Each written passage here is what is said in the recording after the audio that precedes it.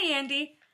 I was going to share my awesome epic project at school with you today, but then I got caught up in some schoolwork, and then I left at like 5, and then I came home and sat on the couch and forgot it was Monday. So I am going to give you a different kind of life update instead. In a little less than 1 month, we are going to have Sinterklaas Day. Yay! So I don't know if your family celebrates, but when I was a kid, my mom used to put like little Dutch treats in our shoes. And then I had a 4th grade teacher who also used to give us Dutch treats on Sinterklaas Day, which was really fun. But for those of you guys who don't know, Sinterklaas Day is kind of like Dutch Christmas. It's on December 6th technically, but the Dutch celebrate it on December 5th. That's when I've always celebrated it. And one of the big staples is that Dutch people give each other chocolate letters on that day. So even though I've gotten a chocolate letter, at least one chocolate letter, sometimes up to like 4 or 5, every single Christmas since I can remember, they are actually a more of a Sinterklaas Day thing. Go figure.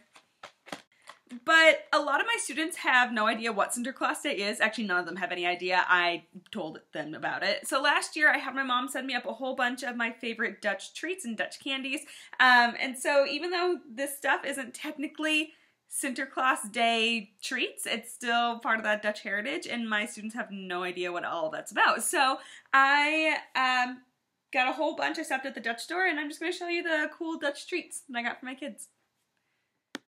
First up, not super exciting, but this is rusk. It's like pre-made toast, and my grandma Blauwkamp used to give it to us with sprinkles on it all the time when we were kids. And she would usually just do regular Christmas sprinkles, but it's even better when you add Dutch sprinkles to it. So these are chocolate sprinkles. It's like hagelslag, and it is the best.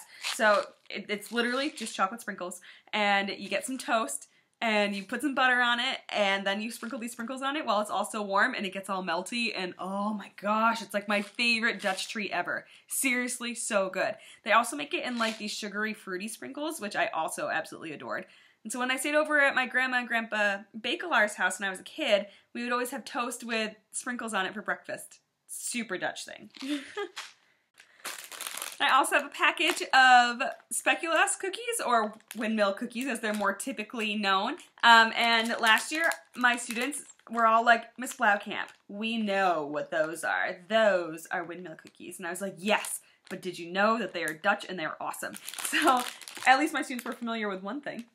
And then I have the best cookies of all time, stroopwafel. So these stroopwafels are like these little waffles that have caramel inside, and they're just like, and okay, Andy, I know that you know all of this already because you are also Dutch, but for those of you who don't know, stroopwafel. Okay, you get a stroopwafel, you put it on your cup of tea or your cup of coffee, and the caramel inside gets all melty, and then you can, oh my gosh, and you eat it, and it's just so delicious.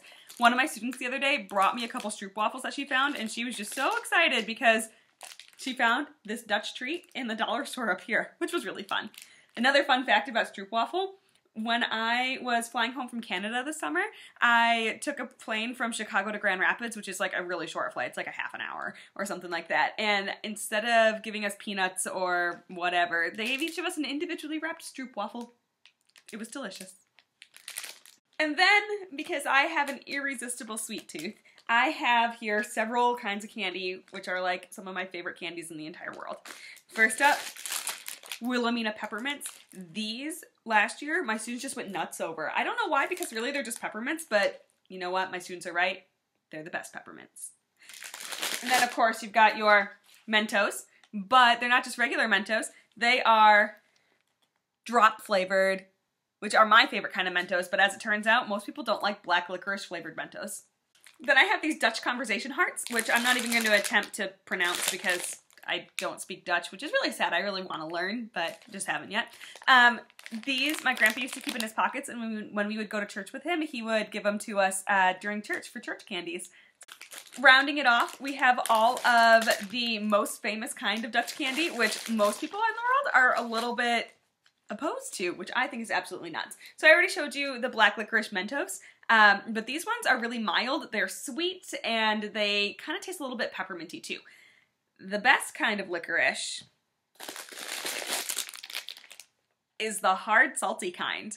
So this licorice is not nice and chewy like your Twizzlers, but it is salty, and it is my favorite. Although I think it's a bit of an acquired taste because everybody that I've given it to has, like, spat it out immediately.